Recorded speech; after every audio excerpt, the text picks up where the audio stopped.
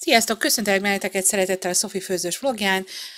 Quark golyókat láthattok, ami túró fánk vagy túró gombóc sütve. Itt van a hozzávaló.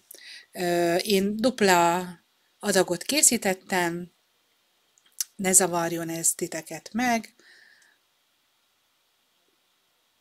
És nézzük, hogy készül. Turót teszünk a tálba, rátesszük a cukrot, vaníliás cukrot teszünk még hozzá, és 2 darab tojást, egy csipet sót, és ezt majd szépen összekeverjük. A vaníliás cukor helyett rakhatsz vanília aromát is. És akkor most kimérjük a lisztet, átcitálom, és teszek bele sütőport. A lisztet is összekeverem,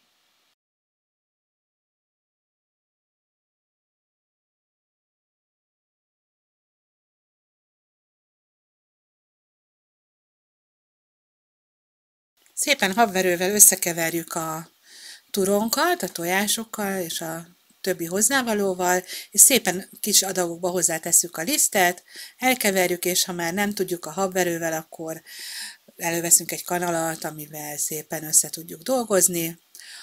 Lehet nyugodtan normál sütőben is sütni légkeveréssel, akkor is tegyetek alá zsírpapírt, kenjétek be olajjal, és szerintem a rácsra tegyétek rá, és 170 fokon ugyanúgy szerintem 8-10 perc alatt egy előmelegített sütőben készen lesz.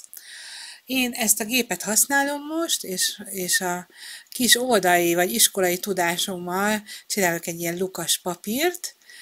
Milyen jó, hogy annak idején tanultunk valami ilyesmit is.